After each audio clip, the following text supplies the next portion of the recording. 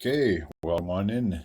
I am now going to be reviewing all of Friday night's action in the NHL. There were no games on Thursday, but for Black Friday, we had 15 games on tap. Therefore, 30 of 32 teams were on the ice. The wild part about these games was that there were only two home games in which the home teams were victorious. 13 of the 15 games were won by the opposing team, so I'm sure there were a lot of disappointing and upset fans, to say the least. Starting with this match, as you see on your screen, between the Montreal Canadiens and the San Jose Sharks, the final score on this one will be 3-2 in favor of the Habs. It would take until a shootout to decide a winner, so therefore both teams were guaranteed a point. The Habs obviously got the extra point in the shootout. So there were no goals in the first. It would take until the second to kick things off, where Mike Hoffman would get his fifth goal of the season, obviously a former Hab, 5 minutes and 6 seconds into that second period, assisted by Eklund and Hurdle, an even strength goal. Eklund would then add some insurance 2-0 with about 12 and a half minutes into that period. A power play goal, his fourth of the season from Addison and Hurdle. Kovacevic would then get his third goal of the season with just under 2 minutes to go in the frame, a minute and 58 to be exact. An even strength goal from Struble and Caulfield. And speaking of goal Caulfield, he would then tie things up 3.5 minutes into the third period, getting a sixth goal of the season from Slavkovsky and Caden Primo. Jesse Ulainen would then get the shootout win for the Montreal Canadiens. So 3-2 would be the final score from San Jose. Sorry about that. So with the victory, the Habs have now pulled back even to 9-9-2. And with the loss, the Sharks are 12 games below 500, sitting at 3-15-2. The next matchup takes place in Boston, where we have the home team in the Bruins, and they were taking on the Detroit Red Wings. So we had two original six franchise teams duking it out on the ice. The Red Wings would be victorious in this one. Final score would be 5-2. JT Compher would kick things off in the first on a power play, 5 minutes and 13 seconds into the frame, his fourth goal of the season, assisted by Gothenburg and Raymond. Alex Brinkett would then make it 2-0 with about 5 minutes to go in that period, his 12th of the season. There were no assists on his score, so it was 2-0 in favor of the Red Wings after the first period. Jake DeBrusk would get the Bruins on the board 3 minutes exactly into the second period, his third goal of the season from Pasternak and Zaka. Fabry would then increase the lead to 3-1 in favor of the Red Wings, his fourth goal of the season from Sprong and DeBrincat, and that goal happened around the 13-minute and 24-second mark. So it was 3-1 in favor of the Red Wings heading into the third period. Heinen would then cut the lead into 3-2, 4 minutes and 12 seconds into the third, an even strength goal from Coyle and Lohiri. That was his second goal of the season. Dylan Larkin would then get a power play goal 5 minutes and 8 seconds into that third period, his seventh of the season from Comfort and Gothenburg. And then David Perron would ice the game with a minute and 45 seconds, getting his fifth goal of the season, no assists on his score. So 5-2 would be the final score from Boston. With the victory, the Red Wings are now sitting at 10-6-3, and despite the loss, the Bruins are 14-2-3. So they have an extremely good record in that Atlantic Division. Our next matchup takes place in Philadelphia, where we have the host Flyers, and they were playing against one of the hottest teams in the league, if I'm going to be completely honest with you, in the New York Rangers. So it doesn't help that they're in the same division. These two teams, along with all the other teams in that Metropolitan Division, are division rivals, to say the least. The final score on this one would be 3-1 in favor of the Rangers. Zibanejad would kick things off just 45 seconds into the first, his third goal of the season from Wheeler and Kreider. And speaking of Kreider, that guy seems like he's always on the score sheet. He would then get his 11th goal of the season, and that goal would happen a minute and 8 seconds after Zibanejad would score. There were no assists on his play, so it was 2-0 in favor of the Rangers heading into the second period. Zibanejad would then get his second goal of the game, his fourth of the season from Wheeler and Gustafsson, 7 minutes and 41 seconds into that frame. Sean Couturier would finally get the Flyers on the board his 5th goal of the season with 2 minutes and 21 seconds to go in that frame, assisted by Sealer and Atkinson, and that was where we stand at that. That's an even strength goal as well. So with the victory, the Rangers have improved to 14-3-1, and with a loss, the Flyers are still a game above 500, so it's not too terrible. 10-9-1 are where we sit at the end of this.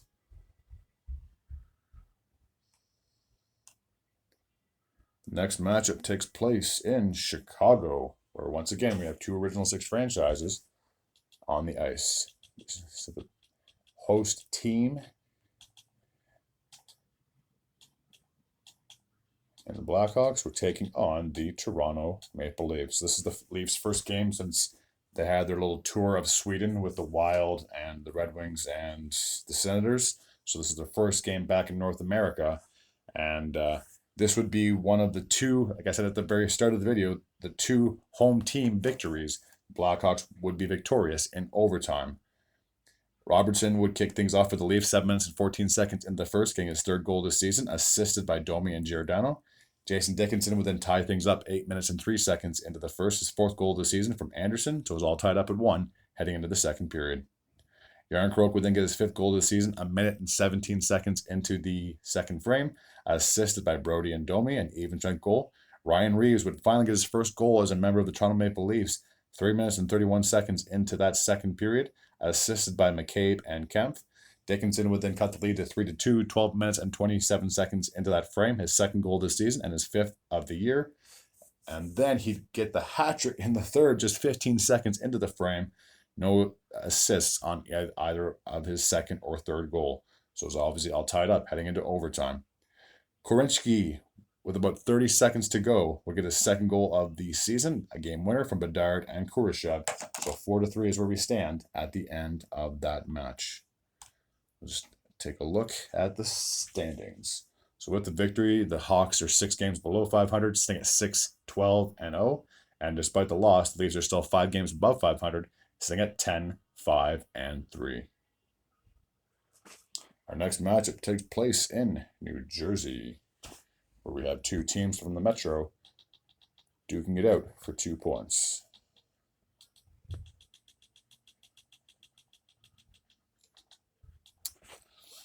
So, big surprise, the away team would get the victory in this one, and this would be a bit of a surprise. I'd say this would have been one of a couple of upsets that happened on that particular night. The Blue Jackets would get a low-scoring affair win, 2-1 would be the final score. All the goals happened in the first period, so Boone Jenner would kick things off 10 minutes and 4 seconds into that frame, getting 11th goal of the season from Johnny Gaudreau. Holtz would then tie the game up 13 minutes and 15 seconds into that frame, his 5th of the season from Palat. And then Robinson would get the go-ahead goal with 37 seconds, I do apologize, remaining in the frame. His 1st of the season from Danforth and Gudbranson. So 2-1 would be the final score from New Jersey. With the victory, the Jackets are now 5 games below 500, sitting at 6-11-1.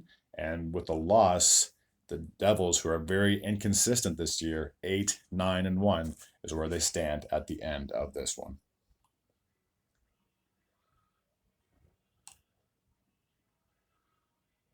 Our next matchup takes place in St. Louis, where we have 2 teams from the Central who are very familiar with each other, to say the least, as we have the Nashville Predators coming into town to take on the Blues.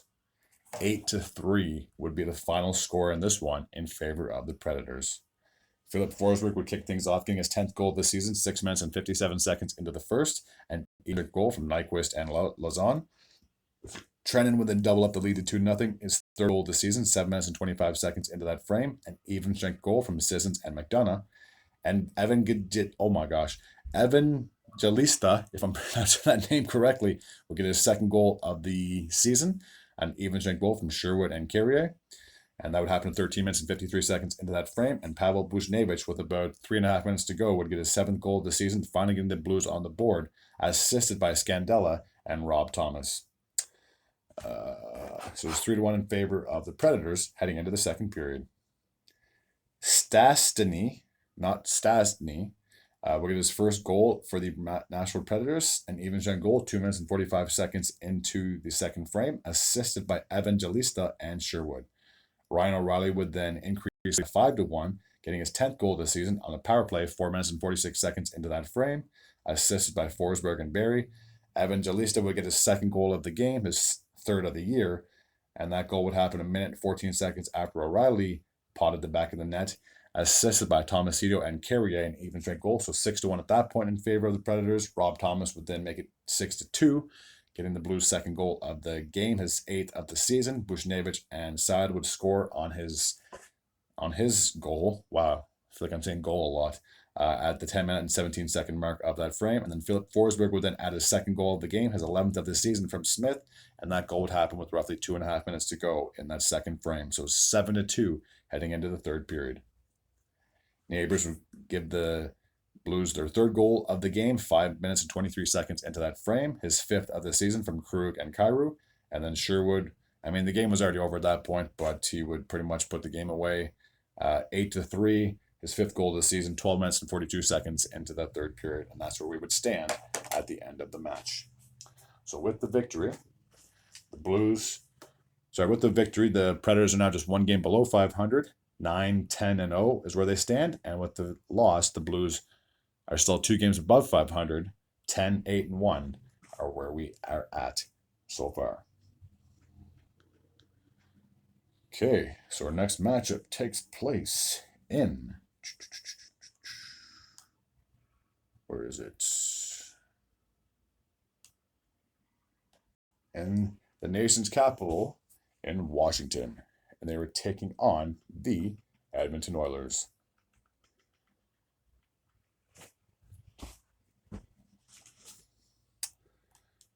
So one team has been playing exceptionally well, whereas the other team has been struggling to say the least. But the team that was struggling would end up coming away victorious in this matchup. 5-0 would be the final score in favor of the Oilers. Take a look at the goal scoring summary. So Evander Kane will kick things off with just under 6 minutes to go in the period, 5 minutes and 50 seconds to be exact. His 9th goal of the season from Draisaitl and Desharnais, an even strength goal, and that would end up being the game-winning goal as well. Nugent Hopkins would double up the lead with just under 5.5 minutes to go, his 4th of the season from McDavid and Hyman, so it's 2-0 in favor of the Oilers at that point. Bouchard would then make it 3-0, his 5th goal of the season, and the second, 3 minutes and 44 seconds into that frame for McDavid and Nugent Hopkins, a power play goal. And then Draisaitl would then add another power play goal with 1 minute 14 seconds after Bouchard did that. 1 minute 4 seconds, I should say, for McDavid and Nugent Hopkins. And then Draisaitl, big surprise, would get his second goal of the game, his 8th of the season. Another power play goal with 1 minute 23 seconds to go from Hyman and McDavid. So 5-0 would be the final score in this matchup. So despite the loss, the Capitals are still 5 games above 500, sitting at 10-5-2, so it's no real huge panic. With the victory, Oilers are 6-12-1.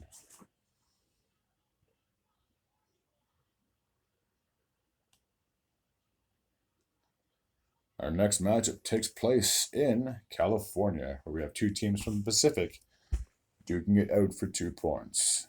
So we have the Anaheim Ducks, who are the host team, and the red-hot Los Angeles Kings, who are still undefeated away from home, which is mind-blowing. It seems like at this rate, they'll just never lose a game away from home, which is just unreal. I think they're like 10-0 already on the season. So 5-2 would be the final score in favor of the Kings. Kevin Fiala kicked things off in the first on a power play, 10 minutes and 25 seconds into the frame, his 5th of the season, assisted by Kopitar and Doughty. Kaliev would then increase the lead to 2-0, his 4th goal of the season, 12.5 minutes into that frame, assisted by Spence and Moore. So it's 2-0 in favor of the Kings heading into the second period. Byfield would then increase the lead to 3-0, his 4th of the season, 1 minute and 17 seconds into that frame from Garikov and Kempe. Kevin Fiala would then get his 2nd goal of the game, his 6th of the season from Danault and Moore, 2 minutes and 56 seconds into that frame. Radko Gudas would finally get the Ducks on the board, making it 4-1, 12 minutes and 42 seconds into that second period. His 4th of the season from Batarno and Strome, an even strength goal. So it was 4-1 heading into the third period in favor of the Kings. Kopitar would then increase the lead to 5-1, his 10th of the season from Kempe and Doughty, 3 minutes and 21 seconds into that frame, Alex Killorn, holy cow, finally getting his first goal as a member of the Anaheim Ducks from McTavish and Terry on a power play, 11 minutes and 24 seconds into that third period. And 5-2 is where we would stand at the end of this match. So with the victory, the Kings have now improved to 12-3-3, and with a loss, the Ducks are now 2 games below 500, sitting at 9-11-1. Sorry, 9-11. They haven't lost in overtime. Sorry. Okay, so now we'll take a look at the next matchup between the Buffalo Sabres and the Pittsburgh Penguins.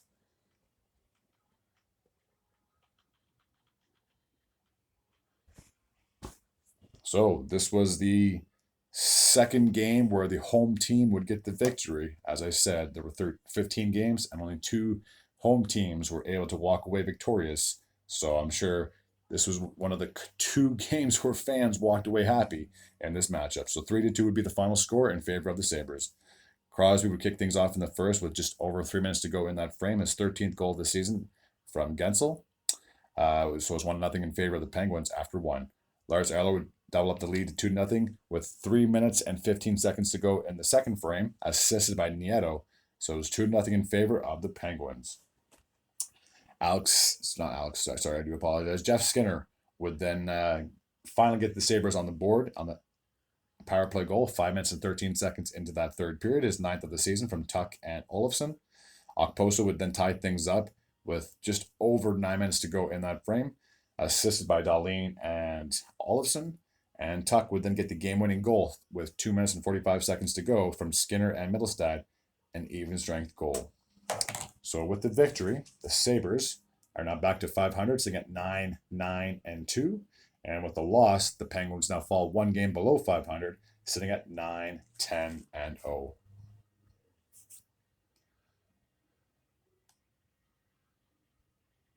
Our next matchup takes place in Ottawa, where we have the host team and the Senators, and they're taking on the New York Islanders.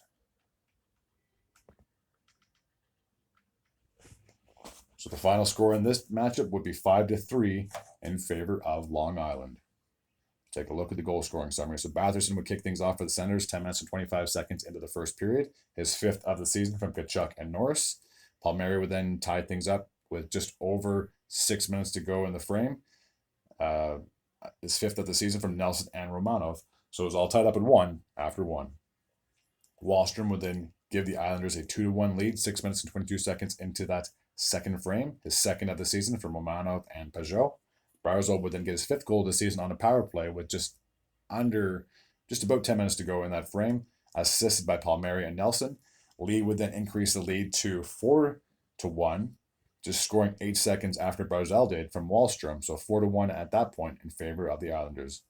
Tim Stützle would give the Senators their 2nd goal of the game, and that would happen about a minute after Lee scored, assisted by Joseph. That was an even-strength goal. Batherson would then make it interesting, scoring less than a minute after Stützle did, assisted by Stützle and Joseph, so it was 4-3 in favor of the Islanders heading into the third period. Just 1 goal to report from the third, and that was from Holmstrom, increasing the lead to 5-3 at that point. An even-strength goal, his 5th of the season from Dobson and Mayfield, and that is where we would stand at the end of the game. So with the victory, the Islanders are now sitting at 8-6-5, and with the loss, the Senators are back to 500. 8-8-0 is their record as of now. So now we'll take a look and see the next matchup.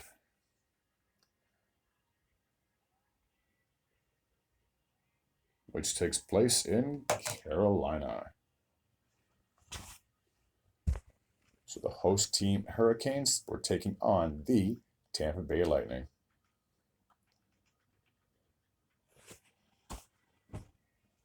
This would be a high-scoring affair to say the least. 8-2 would be the final score in favor of the Bolts.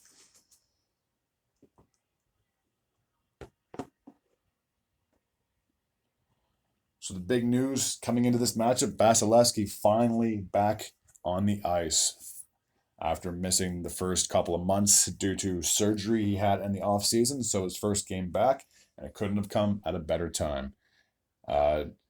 Noesen would kick things off for the Hurricanes. making it 1-0. His fifth goal of the season from Drury and Bunting. It was 1-0 in favor of the Hurricanes after one. Stamkos would then tie things up on a power play a minute and 34 seconds into that frame, getting his ninth goal of the season from Point and Kucherov. Kucherov would then get a power play goal just 5 minutes and 40 seconds into that second period, his 14th of the season from Hagel and Isimot. And then Braden Point would get a third power play goal for the Tampa Bay Lightning, 5 minutes and 54 seconds. So just 14 seconds after Kucherov scored, he would then get his ninth goal of the season from Kucherov and Hedman. Bunting would then decrease the lead to 4-2. With just about 5 minutes and 15 seconds to go in that period, a power play goal for the Hurricanes, his fourth of the season from Svechnikov. So it was 3-2 in favor of the Bolts heading into the third period. In the third, it would be all Tampa. They would get 5 straight goals, starting with Hagel, 5 minutes and 33 seconds into that period, his 10th of the season from Point and Kucherov. Glendening would then score a minute and 20 seconds after Hagel did, getting his third goal of the season. No assists on his score. Braden Point would get his second goal of the game, his 10th of the season, 10 minutes and 41 seconds into that frame from Pirdix and Koepke.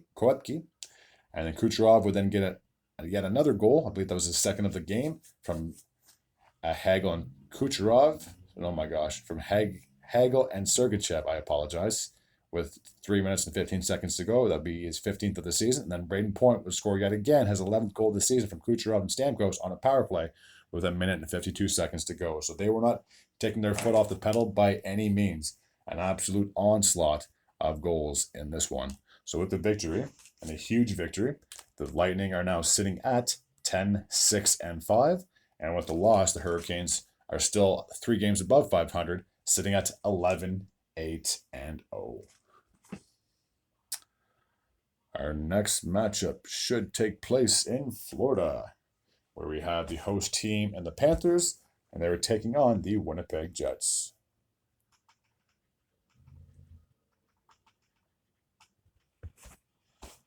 So both these teams are playing pretty damn well. I'm going to be honest with you. They're both in the top 3, respectively, in their own divisions. So 2 good teams were heading into this matchup. So the final score on this one would be 3-0 in favor of the Jets. In the first period, Nino Niederreiter will get a 6th goal this season with just about 2 minutes and 17 seconds to go in that frame, assisted by Sandberg and Appleton. It was 1-0 in favor of the Jets heading into the second period.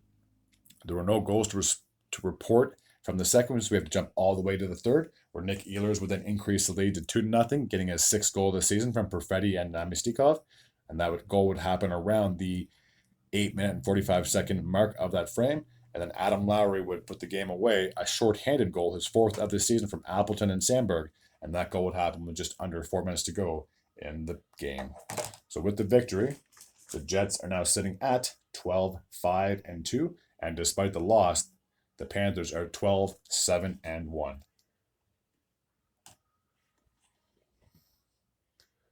Next match takes place in Texas, where we have the host team and the Stars. They were taking on the Calgary Flames.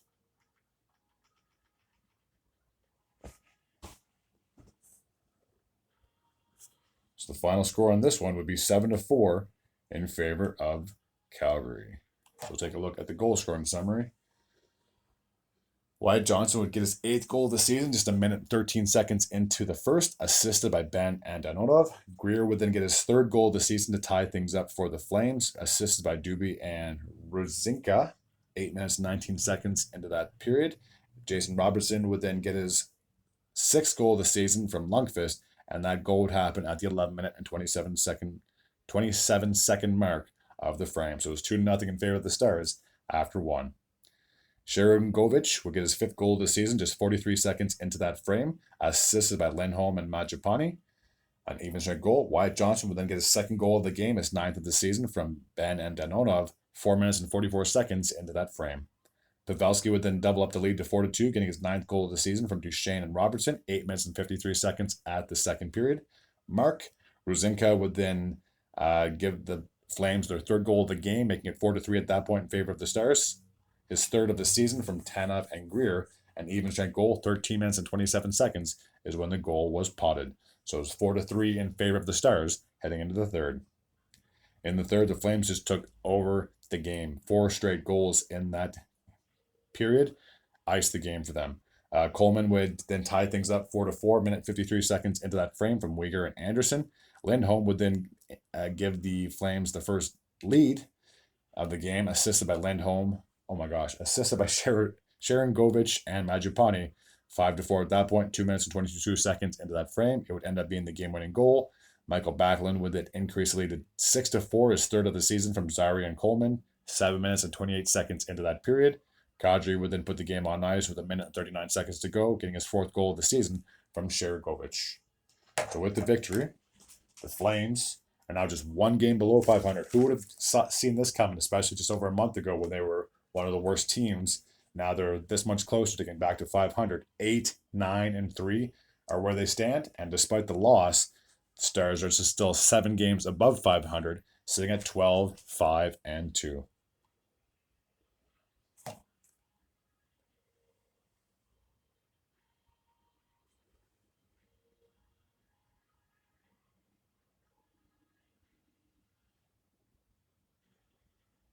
Two more games to take a look at. The first one is in Minnesota.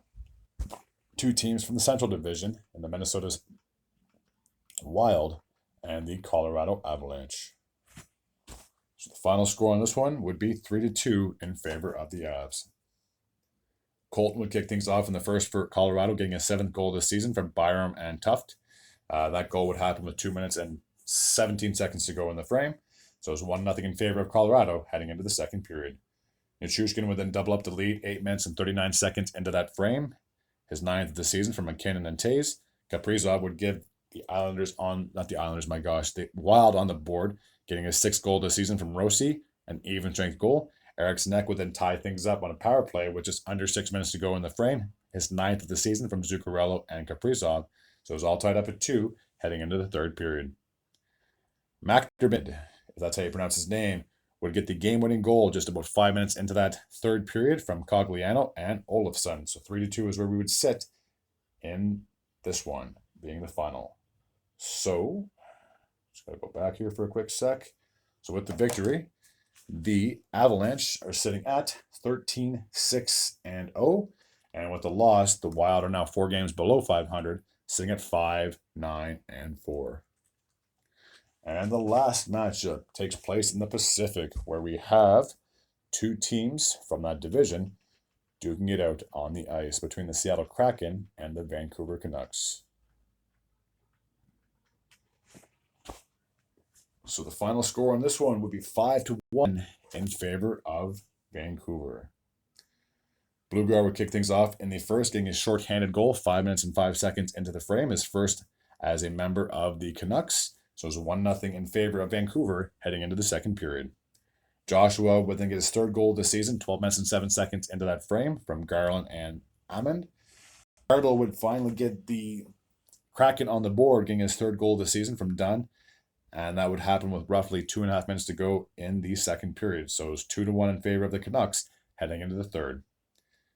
In the third, they took over, getting 3 straight goals. Lafferty getting his 5th goal this season. This kid is kind of red hot since joining the Canucks. Assisted by Hronek and Hughes, 9 minutes and 43 seconds into that frame. Hoglander would then increase the lead to 4-1, getting his 7th goal of the season from Ammon, 12 minutes and 38 seconds into that period. And Mikheyev would then get his 7th goal of the season with 2.5 minutes to go, assisted by Garland and Myers. So with the victory, the Canucks have now improved to 14-6-1, and with the loss, the Kraken are now 1 game below 500, sitting 8-9-5. That takes care of all of the reviews for Friday. As always, if you're new to this channel and you like this type of content, I do videos on the daily. Please feel free to hit the sub button. I'd be very grateful and very appreciative at the same time. As always, take care.